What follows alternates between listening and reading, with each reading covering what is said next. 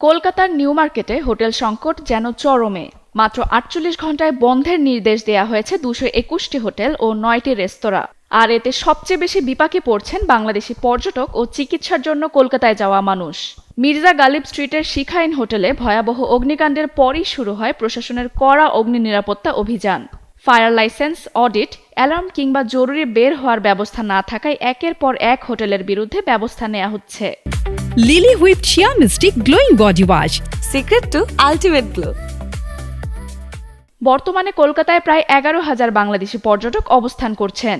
এর মধ্যে প্রায় ৭,০০০ই নিউ মার্কেট এলাকায়। হোটেল বন্ধ হয়ে যাওয়ায় কেউ নতুন থাকার জায়গা খুঁজছেন, আবার কেউ নির্ধারিত সময়ের আগে দেশে ফেরার প্রস্তুতি নিচ্ছেন। এরই মধ্যে নতুন হোটেল পেতে গিয়ে গুনতে হচ্ছে বাড়তি টাকা। কোথাও কোথাও ভাড়া বেড়েছে ১.৫ থেকে দ্বিগুণ, এমনকি কিছু এলাকায় আরও বেশি। হোটেল ব্যবসায়ীরা বলছেন প্রশাসনের নিরাপত্তা নিশ্চিত করার উদ্যোগকে তারা সমর্থন করেন। তবে একসঙ্গে এত হোটেল বন্ধ হয়ে যাওয়ায় পর্যটন নির্ভর নিউ মার্কেটের ব্যবসা ও সাধারণ মানুষও বড় ধাক্কায় পড়েছেন। প্রশাসনের স্পষ্ট বার্তা, পর্যটকদের নিরাপত্তায় কোনো আপোষ নয়। অগ্নি নিরাপত্তা বিধি না মানা হোটেলের বিরুদ্ধে অভিযান চলমান থাকবে।